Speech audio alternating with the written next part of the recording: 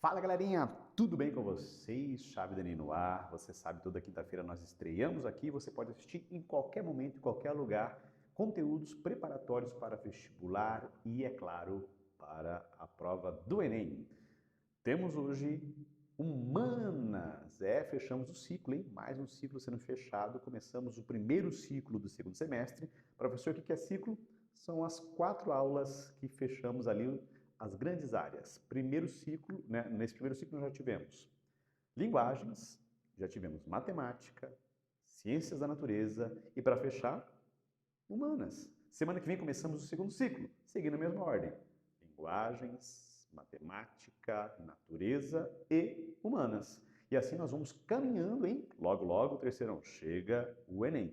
Você vai perceber hoje que nós mudamos um pouquinho o nosso modelo de aula para que seja mais direto e objetivo a nossa fala aqui, apresentando para você o que é mais importante para o Enem, para o vestibular, resolvendo também as questões, mas dando foco ali onde entra e as dicas para a prova do vestibular. Vem comigo então. O tema de hoje, deixa eu colocar aqui na tela para você, o tema de hoje é Geografia Agrária. Lembrando que nós seguimos a apostila que você usa lá na sua sala de aula da CPB, hein? Aquela linda e maravilhosa apostila que te acompanha desde a infância e está te conduzindo até o ensino superior. Terceirão, né? O fim está bem próximo ali deste ciclo. Então vamos falar um pouquinho sobre geografia agrária, com foco em Brasil.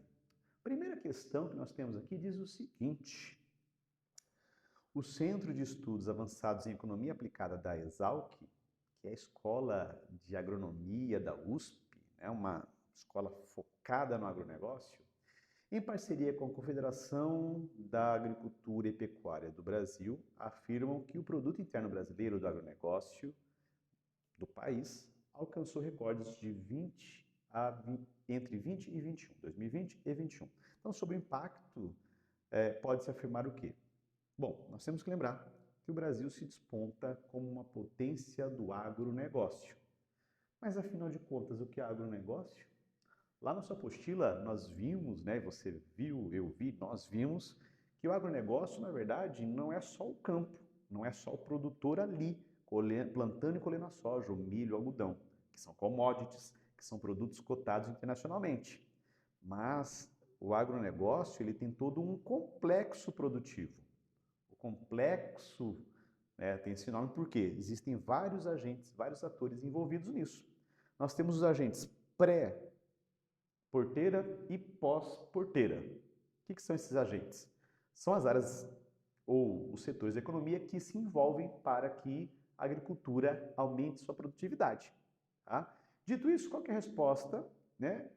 O agronegócio no Brasil vem crescendo cada vez mais porque o investimento em pesquisa de sementes, tecnologias e em dados para monitoramento da produtividade foram importantes para o aumento da produção por hectare. Professor, onde que entra esse complexo que o senhor falou? Quando eu falo que o PIB agrícola vem crescendo, não é só a venda de soja, porque a venda do produto agrícola bruto não agrega tanto valor. O valor também é agregado lá naquela empresa que produz máquinas que vão colher, que vão plantar, que vão processar. Lá na indústria que produz, na indústria, né, química que produz o agroquímico, na indústria de biotecnologia que desenvolve sementes adaptadas aos plantares, aos cultivos. Também está atrelado à agroindústria, que a gente vai falar um pouquinho mais, que é a indústria que está próxima ao campo e, ao invés de vender só soja, a gente pega essa soja, já processa na indústria e vende o produto de alto valor agregado. E é isso que ajuda a agregar e a somar mais valor ao PIB brasileiro. Pegou a ideia? Vem comigo que nós vamos caminhando nessa direção. Agora, uma outra questão sobre fronteira agrícola. Tá? Aliás, sobre Revolução Verde no Brasil. Então, durante o regime militar brasileiro de 64 a 85, foi criada a Embrapa, Empresa Brasileira de Pesquisa Agropecuária. O objetivo principal dessa empresa estatal era, e ainda é, a produção e transferência de tecnologias que estimulem o desenvolvimento da agricultura e a pecuária no Brasil, adquirindo destaque em termos de inovação da pesquisa científica ao longo dos seus anos de existência. Então, a Embrapa foi um alicerce, né, um dos alicerces para a Revolução Verde no Brasil, movimento global que Então, a Revolução Verde está associada à modernização do campo, ao uso de técnicas agrícolas, mas também de maquinários, de equipamentos, de sementes, de agroquímicos, que aumenta a produtividade. A resposta está ali. Proporcionou o aumento da produtividade agrícola pelo emprego intensivo de capital e tecnologia. Não tem como eu ter todo esse desenvolvimento sem o financiamento, sem os recursos, sem o capital e a tecnologia, incentivando a expansão das monoculturas no campo e a formação do agronegócio. Entendeu que o agronegócio não é só o produtor rural, é muito maior do que isso. Então tem todo um complexo. Os bancos que se preparam e criam linhas de crédito para financiar a pesquisa, para financiar a produção, as indústrias de engenharia mecânica, né? As indústrias mecânicas que elaboram máquinas cada vez mais precisas, aí entra a agricultura de precisão, para poder preparar o solo, para poder aplicar a correção do solo, os agroquímicos, para plantar e colher, a agronomia como ciência, a ciência espacial que utiliza imagens de satélites, drones para poder ver a produtividade, a ciência que estuda a irrigação. Então, é um complexo que agrega valor e aumenta a produção por hectare. Isso nós chamamos de aumento da produtividade. E esse é o foco, você ter um hectare e conseguir produzir cada vez mais nesse hectare. Tá? Ok? Então vem comigo, questão número 10. Tem uma imagem de satélite ali recortando o espaço geográfico brasileiro. O mapa destaca uma importante área de expansão da fronteira agrícola, agora sim fronteira agrícola, para onde a agricultura se direciona, que avança, sobretudo, né, sobre o Cerrado, a região do Mato Piba. Olha ali na imagem, consegue identificar esses estados ali? Na parte esquerda do mapa, né, mais a oeste, ali, você consegue ver um contorno bem legal ali do Tocantins. Do outro lado, dá para ver o Rio São Francisco passando ali, na verdade, um caixa do Rio São Francisco passando ali, que passa pela Bahia e tal, né? Mas vamos lá. Região essa, Mato Piba, que se estende por territórios de 4 estados do Brasil, formando com as primeiras sílabas dos nomes dessas unidades, respectivamente. Quais são os estados que formam, e está lá na sua pochilinha, né, essa fronteira agrícola denominada Mato Piba? Maranhão, Tocantins, Piauí e Bahia. Mais importante está aqui, dica para o vestibular. Esta é uma área onde a soja chegou. E por que chegou? Porque é Embrapa, porque é pesquisa mecânica, porque a condição natural permitiu, principalmente a partir ali dos anos 80 e 90, o avanço da agropecuária, principalmente da agricultura moderna, do agronegócio sobre o cerrado. E esta região hoje, então, também se destaca na produção do agronegócio, a soja, por exemplo.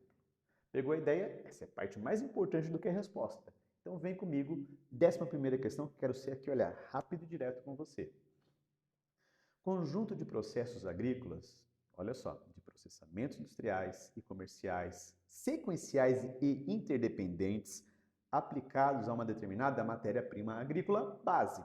Por exemplo, centeio, trigo, milho ou leite, que resultam em diferentes produtos destinados ao consumidor final. Contemplam um conjunto de cadeias de produção, cada uma delas associada a um produto final ou uma família de produtos. O texto refere-se ao quê? Na primeira questão, eu disse para vocês que o agronegócio não é somente o plantar e o colher. Existe todo um complexo, que a gente chama de complexo agroindustrial. E esse é um ponto que mais cresce no mundo, e não diferente no Brasil.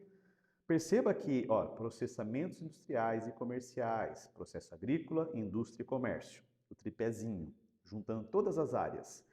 Eles são sequenciais e interdependentes, ou seja, eu tenho que plantar bem, aumentar a produtividade, produtos de qualidade, eu tenho que colher, processar na indústria. Então, vou pegar o complexo da soja. Pode aparecer esse nome, por quê? Complexo do soja não é só produzir soja, colocar no caminhão e mandar para a China. É muito mais complexo do que isso. É quando eu tenho o produtor rural, que compra a máquina, que moderniza o campo, que investe, porque tem quem forneça isso. Lá atrás da porteira tem essa parte. Ele produz, mas a produção dele já é direcionada a uma cooperativa ou uma indústria parceira. Então, ao invés de toda a soja para a Ásia, para a Europa, para a América do Norte, parte dela é processada. Qual que é a vantagem de industrializar? Ganha muito mais dinheiro, agrega muito mais valor. O PIB brasileiro ganha muito mais e gera mais emprego. Porque só o plantar e colher, também, além de não ter tanto valor agregado, não gera tanto emprego. Direto no campo, gera nos setores secundários. Isso que é importante. E aí a indústria vai gerar emprego, vai agregar valor e vai conseguir vender, né, com um maior peso fora e dentro do Brasil. Perceba então que se torna um complexo. Não é só o produtor, não é só o produto, mas é todo o processamento que é feito antes, durante e depois da produção. Pegou a ideia? Sabia disso? Tá gostando? Coloca no comentário. Vem comigo então, 12ª questão, rápido e rasteiro. A ocupação do cerrado brasileiro por empresas do agronegócio tem se intensificado devido à valorização das commodities agrícolas. Se tornou valioso também vender a soja, vender o trigo, né, porque a indústria internacional compra no mercado internacional. Tal processo de expansão do capital agrícola para o cerrado foi e continua sendo potencializado por quê? Atrativo valor de terras. As terras no cerrado geralmente são bem mais baratas do que em outras regiões do centro-sul do Brasil. Pela infraestrutura, o avanço das estradas, mesmo que não sejam as melhores, mas o avanço das estradas, hidrovias, ferrovias, incentivos criados pelas políticas estatais, fontes ou linhas de financiamento. Ou lá nos anos 70, quando começou, o próprio governo incentivando a mudança, né, de sulinos e nordestinos para o centro-oeste. E pelas características físicas da região. Opa, também é importante isso. Que proporcionam a mecanização da terra, região de relevo mais plano. A mecanização é mais simples. Solos de fácil correção. O cerrado, gente, não é seco. O cerrado geralmente é marcado pelo solo mais ácido. E a correção do solo é relativamente fácil e barata, né? Correção química e as boas condições climáticas. Não é tão úmido, mas é fácil aplicando tecnologia. Lembra da Embrapa, criando sementes especializadas? A gente consegue adaptar as sementes para esse clima que não é tão diferente. Assim, o Cerrado brasileiro consolida a dinâmica agroempresarial, grandes investimentos, cuja intensidade dos processos de ocupação o torna reconhecido como fronteira agrícola do agronegócio globalizado, a soja do Cerrado para o mundo. Então, vimos de novo essa questão da fronteira agrícola no Cerrado, está lá na sua apostila aí, é importante, mas só é possível isso graças à estrutura fundiária brasileira. Nós já estudamos também lá na apostilinha, no 2º capítulo, né, a estrutura fundiária e também as relações de trabalho que a gente vai ver nas próximas questões. Que tipo de estrutura fundiária deve ter para que o agronegócio seja mais rentável? Será que é um minifúndio familiar? É agricultura familiar? Não, é o latifúndio. Por quê? Para ser vantajoso, lucrativo o campo, né, para o produtor, eu preciso de uma área muito grande. Só que tem um lado negativo. Isso acaba aumentando a concentração de terras no Brasil. E o Brasil é um dos países, segundo a ONU, que tem a maior concentração de terras. O que é concentração de terras, professor? Quando eu pego o mapa agrícola brasileiro, cerca de 20% de todos os produtores rurais concentram 80% das terras. Opa, só 20% dos produtores são donos de 80%? Sim, são os latifúndios. Os outros 80% dos produtores são minifúndios. Geralmente atrelado à agricultura familiar, aquela agricultura que de fato produz ali o alimento que vai direto para a mesa. E o outro grande produtor para a indústria. Cada um tem o seu papel. Mas isso marca realmente aqui, porque nós vamos ter o menor número de proprietários rurais, donos de grandes propriedades, para que o agronegócio seja lucrativo e seja competitivo no mercado internacional. Pegou a ideia sobre a estrutura fundiária?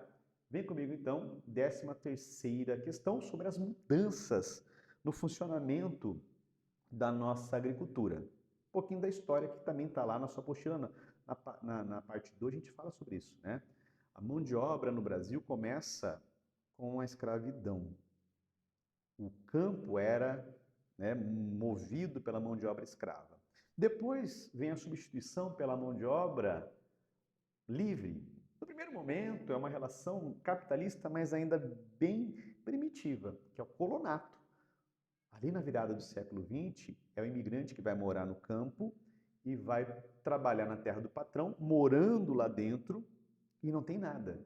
E o salário não é a principal moeda de troca. Só mais tarde, já no século XX, nós vamos ter as relações trabalhistas entrando no campo. Aí sim, o trabalhador rural ele vai ser registrado, ele vai ter direitos trabalhistas e essa relação capitalista vai ser consolidada. Isso só é possível também porque a máquina vai tomar o lugar do trabalhador rural. A quantidade de operários no campo vai diminuir bastante. Então é possível, assim, ter uma relação trabalhista um pouco mais justa, embora ainda haja trabalho análogo ao escravo, né? A escravidão no campo, mas isso é uma outra discussão. Dito isso, quais estão corretas aqui? Todas elas. Vamos lá, primeira mudança. Agricultura baseada em relação escravista para comercial e em relações capitalistas. Então a gente sai de uma agricultura de exportação monocultora, mais escravista, para uma agricultura capitalista, com alto investimento de capital e tecnologia, baseada em relações capitalistas também, né, de trabalho. Segundo, mudança da técnica. Com a Revolução Verde no Brasil, uso de insumos químicos, máquinas e novas técnicas para o cultivo. Por exemplo, plantar no cerrado exige técnicas específicas. E depois ali, transformação chave, caracteriza a primeira modernização da agricultura, foram mudanças em relação pela proletarização do trabalhador rural, extinção da escravidão, concentração fundiária e maior coordenação entre setores agrário, financeiro, industrial e comercial. Como chama isso? O agronegócio. Portanto, nessa questão nós temos o resumo da história de transformação do campo brasileiro. Se eu fosse você, eu anotava isso, printava isso e guardava. Pode cair no vestibular. E no Enem, cobra-se muito geografia agrária no Enem. Penúltima questão. Olha essa foto aqui. A cabine ali, né? A cabine ali de uma colheitadeira. Dá para ver, você identifica? É a soja. Você pode perceber, né? Uma cabine fechadinha, sem entrar poeira, com joystick para controlar ali, né? A parte dos implementos. Uma tela mostrando a bazuca lá atrás, jogando a soja, né? No trator. Mostrando ali o avanço da agricultura moderna, que também tem as suas contradições. A questão é para você preencher. Agora vamos falar um pouquinho da contradição, tá? A figura evidencia a agricultura de precisão no Centro-Oeste. Precisão é o uso da tecnologia para produzir, né, de maneira cada vez mais intensiva, a produtividade aumentar. Contudo, é preciso ressaltar que esse tipo de desenvolvimento promove impactos sociais e ambientais, como desemprego, a máquina está ali, tira o emprego do campo, faz parte, né, desse processo, a concentração fundiária, a monocultura, que nós já discutimos, nesse caso do quê? Da soja, né, ou do soja. Além disso, ocupa terras remanescentes indígenas e destrói biomas florestais e vegetais, como, nesse caso, né, o que se adequa ali à soja, né, é o cerrado, que é a nossa fronteira agrícola atual. Então, se por um lado eu tenho agricultura forte, importante, necessária para o Brasil, nós temos, né, que pensar os impactos sociais e ambientais para que haja o equilíbrio sobre isso. Pegou a ideia? Vem comigo então, vamos para a 15ª questão e última questão. O relatório recém-publicado pela Organização das Nações Unidas para Educação e Ciência e Cultura, a Unesco, um órgão da ONU, analisou o desempenho de países em 6 tecnologias transversais, consideradas estratégicas para o futuro da indústria: IA e robótica, biotecnologia, energia, materiais, nanociência e nanotecnologia e optoeletrônica. É a parte ali de ótica, eletrônica, um pouco da computação quântica. E mostrou que o Brasil não está conseguindo acompanhar esse esforço global. O senhor está falando de tecnologia, óptica, da agronegócio? Presta atenção aqui no texto. Olha aqui esse texto. O desempenho brasileiro, então, foi um pouco melhor em biotecnologia. Dentro da ciência de ponta, o Brasil destaca-se somente, né, na biotecnologia. Para o pesquisador Carlos Alberto Moreira Filho, professor da Faculdade de Medicina da USP, a performance brasileira se deve mais a pesquisas em áreas de interesse da agroindústria, como controle biológico de pragas e melhoramento genético de cultivares. E a pergunta é por quê? Né? Por quê? Porque o setor produtivo inovador nosso é o agronegócio, porque precisa de inovação para avançar. Então, a nossa tecnologia, a nossa ciência no Brasil hoje foca muito no agronegócio. desenvolvimento de sementes modificadas, pesquisas para técnicas agrícolas, justamente na área em que o Brasil é um destaque. E é justamente, né, onde realmente há a maior atração de financiamento para a pesquisa. Pegou a ideia? Gostou desse formato? Olha só, nós vencemos todas as questões e explicamos para você o ponto mais importante do vestibular. É isso que nós queremos a partir de agora no Chave do Enem. Focar mais no vestibular e a correção das questões ser ali, né, um pouco mais suave. Tranquilinho? Fechou? Então, nos vemos na próxima jornada de geografia, mas não sai daí porque Humanas não acabou. Depois da vinheta vem o professor Yuri e semana que vem tem o quê? Linguagens. Então, espera aí, daqui a pouco o Yuri vem para cá e eu vou para lá. Até mais!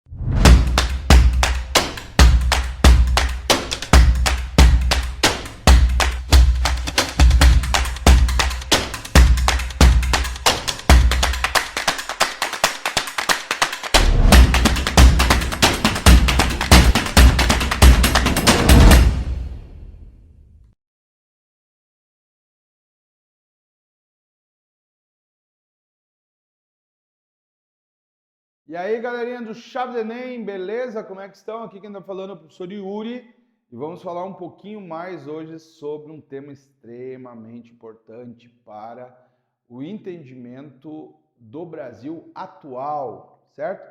Que está posto lá ainda no século XX, né? Nós estamos no século XXI, que é o período ali que vai de 1945 até o início do regime militar, né?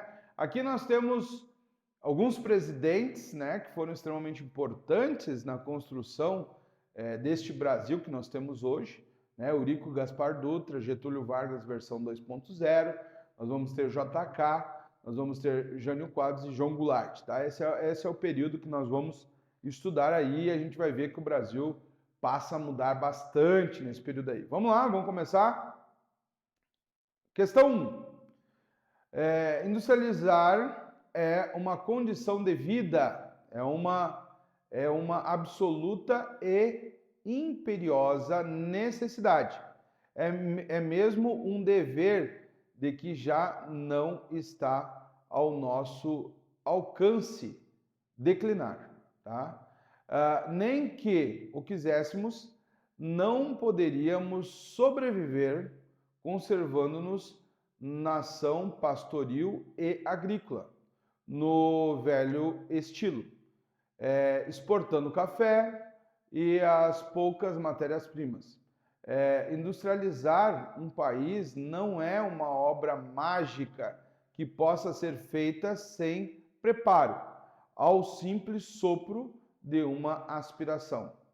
É necessário que exista uma mentalidade industrial, um estado de espírito propício ao desenvolvimento. É necessário que existam gerações preparadas para a ação, tá? Isso está escrito em Oliveira, Juscelino Kubitschek, Industrialização, Batalha pela própria sobrevivência da nacionalidade, tá? A mentalidade industrial proposta pelo então presidente Juscelino Kubitschek concretiza-se em seu governo de 1956 a 61, sob a forma A. de grandes investimentos na educação básica e na fundação de centros de pesquisa. D. Incentivo à diversidade e mecanização da produção agrícola. C. Da implantação de formas nacionais de organização do trabalho. D. De ação governamental baseada em concessões nacionais e trabalhistas. E E. De um projeto desenvolvimentista amparado por incentivos e captação de recursos estrangeiros, tá? Nós sabemos que o JK ele foi um dos grandes nomes do projeto desenvolvimentista, tá? Talvez um dos grandes nomes, assim como o Getúlio também, tá? Vamos lá para a próxima.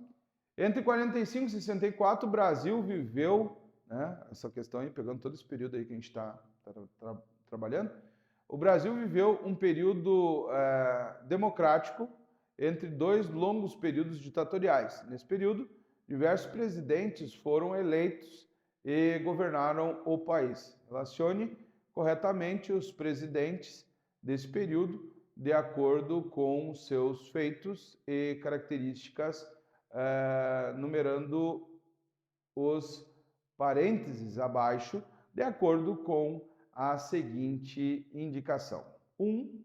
Eurico Gaspar Dutra, 2. Juscelino Kubitschek, 3. Jânio Quadros e 4. João Goulart. Eleito como vice-presidente, o vice-presidente oficial do Brasil é o João Goulart, tá? Vamos ver se combina. O vice-presidente assumiu o governo após a renúncia do presidente, pretendia realizar importantes reformas de base no Brasil. Já coloca aí, então, João Goulart. Vencedor da eleição após a ditadura de Getúlio, era militar do Exército e foi eleito como apoio político do ex-ditador. Esse presidente reforçou a aliança do Brasil com os Estados Unidos. Coloca aí Eurico Gaspar Dutra, eleito como com grande popularidade, teve um mandato curto, porém bem agitado. Era conservador nos costumes, mas condecorou o guerrilheiro Che Guevara, tá? E renunciou após quase 7 meses de governo. Coloca aí Jânio Quadros. E venceu as eleições com o discurso desenvolvimentista dos 50 anos em ciclo. Não precisa nem continuar, coloca aí Juscelino Kubitschek, tá? Essa daí é uma questão que tu tem que olhar para ela e dar no meio dela, assim, pô, e sem dó, tá? Facinho, então, a sequência correta. Me perdi na sequência correta aqui. Então, vou ter que olhar de novo aqui para ver a sequência correta. Vamos ver qual é que é a certa, porque eu já falei aqui, né? Os nomes dos presidentes. Então, a sequência certa é 4, 1, 3, 2, tá? Belezinha? Vamos para a próxima? Vamos lá.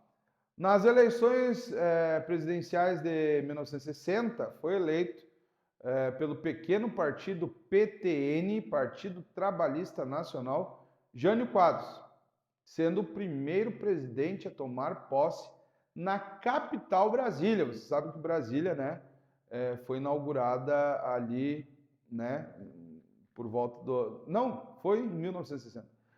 Assinale a alternativa correta sobre o governo de Jânio Quadros, um dos governos mais polêmicos que o Brasil teve.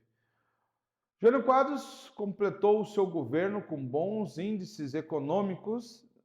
Já vamos passar para a próxima, porque ele não acabou, né? B, já falei na alternativa, na questão anterior. O governo Jânio Quadros teve como uma de suas marcas as denominadas reformas de base, as quais tinham como pilares as reformas agrária, industrial e educacional. Seu governo teve fim em 64 com o golpe militar, e aí que foi até 85. Não, também não. Na questão de Jânio Quadros, o país teve alguns pontos positivos, como a criação das estatais Petrobras e Eletrobras. Porém, seu governo também teve pontos negativos, como o crescimento da dívida externa. Jânio Quadros renunciou ao cargo em 64, entregando o poder aos militares. Deu uma confundida aí, porque ele não acabou em 64, quem estava no poder era João Goulart. Tá? Vamos lá. Foi um governo de curta duração, tá? Se tu lesse a questão anterior, tu saberia disso. Apenas alguns meses, tá? Pois Jânio Quadros renunciou no dia 25 de agosto de 1961. Nesse período, tomou medidas para estabilizar a economia, porém se envolveu em questões de pouca relevância para o cargo que ocupava. Renunciou visando conseguir mais poderes na presidência. Só que não deu certo, o tiro saiu pela culatra e colocaram no poder João Goulart, tá? E foi um dos poucos momentos da história que nós vamos ter também o parlamentarismo aqui no Brasil, certo? Então, essa é a questão correta, certo? Vamos para a próxima, então, questão 4. O governo do presidente João Goulart, 60-64, ficou conhecido pelo programa denominado Reformas de Base, que previa mudanças significativas para a época, como a reforma agrária, direitos ao voto para analfabetos e militares de baixo escalão, estabilização de empresas concessionárias de serviços públicos e regulamentação dos lucros de empresas estrangeiras enviados para os países de origem. Plano de metas, reconhecer também por desenvolvimentismo, que representaria o crescimento acelerado com grandes investimentos em áreas importantes para a modernização do país, principal no setor da indústria. Instalação de empresas estrangeiras focadas em produtos de bens de consumo que popularizariam, desculpa, às vezes dá uma enroscada, a compra de produtos que facilitariam a vida da população e representariam a modernização do cotidiano. D. Fortalecimento dos laços políticos com os Estados Unidos, rompimento das relações diplomáticas com a União Soviética e ilegalidade dos partidos comunistas com a cassação de seus mandatos. E popularização do ensino em todas as etapas, construção de moradias populares, controle dos lucros das grandes empresas estrangeiras, eleições diretas para presidente e proibição de políticas alinhando com os militares. Tá?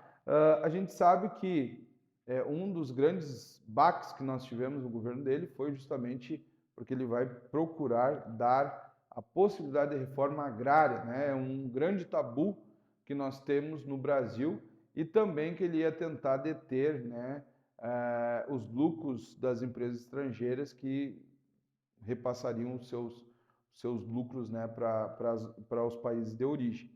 E isso trouxe um problema muito grande, né? Muitas pessoas que eram ligadas ao capital internacional ficaram com muito medo, né? Porque até eles faziam uma relação do governo dele com o do Getúlio Vargas, então foi dado o golpe em 64 para retirar ele do poder, certo? 5.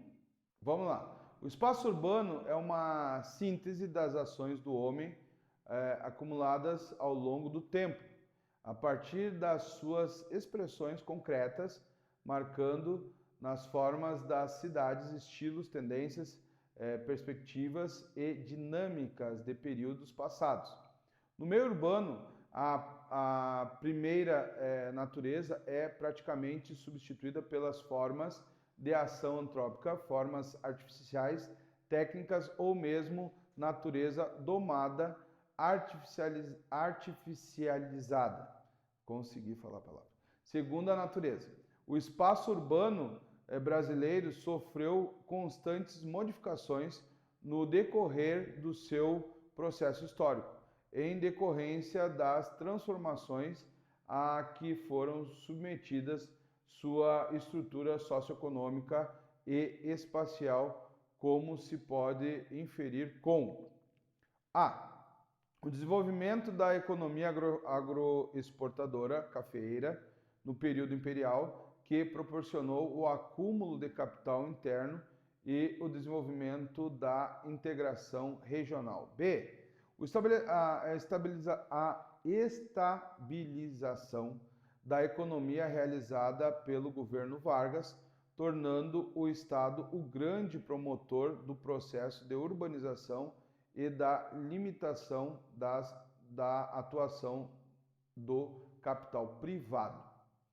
A modernização conservadora realizada no governo de Juscelino Kubitschek, que propiciou a aceleração da urbanização associada a um processo de concentração de renda. O milagre econômico da ditadura militar, que, ao limitar a entrada do capital estrangeiro, propiciou uma industrialização de viés nacionalista. E a inserção do Brasil no mercado globalizado, realizado por o governo de Fernando Henrique Cardoso, né, propiciado a urbanização do Norte e do Nordeste e a distribuição equivalente de renda. Tá? Mas aí tu tem que ir lá para o texto e tentar conectar essas ideias aqui, né, com o que está falando ali com relação à questão do espaço urbano. E aí nós vamos ter a alternativa C, né, a modernização conservadora realizada no governo de Juscelino Kubitschek, né, principalmente ligada ali à questão do que aconteceu, por exemplo, em Brasília, certo? Vamos lá então para a próxima, 6, o governo de Juscelino Kubitschek, 56 a 61, ficou marcado, entre outros fatores, pela ampliação do desenvolvimento da indústria automobilística, né, extremamente importante para a história do Brasil, entrada do capital internacional nos setores da infraestrutura brasileira, transferência do eixo produtivo do país para o Planalto Central, né, será que o capital tem a ver com eixo produtivo, né? Ambiguidade da política nacional em virtude de implementação do parlamentarismo e proteção dos trabalhadores em uma conjuntura de aumento da vida externa, da dívida externa, perdão, da vida externa, bom, da dívida externa, tá? Então, uma questão que é bem conhecido, o governo de Juscelino Kubitschek, é justamente a ampliação, né, do desenvolvimento da indústria automobilística lá no ABC paulista, né, principalmente a entrada de várias marcas que hoje nós temos aqui, tá?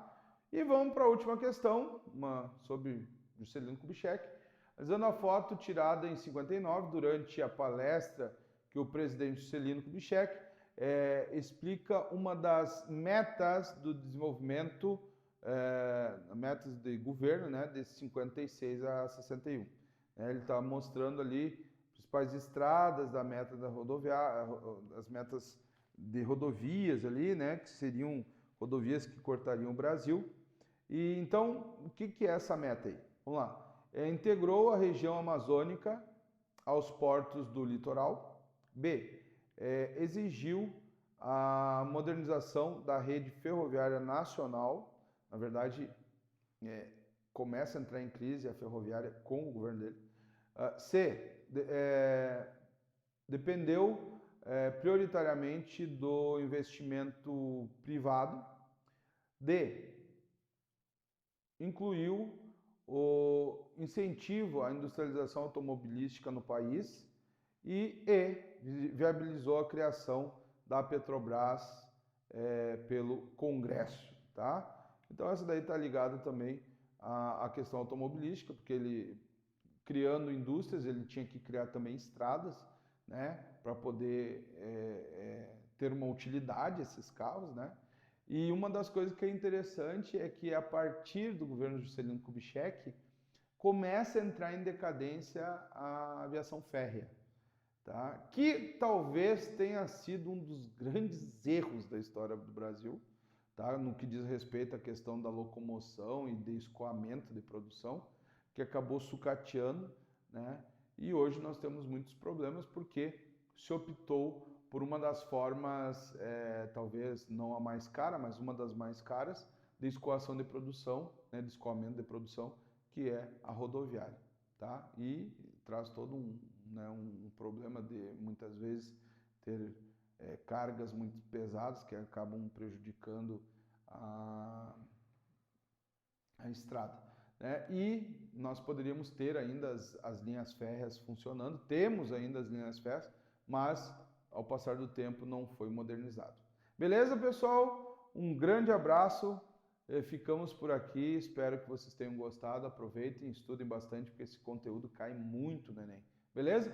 Um grande abraço.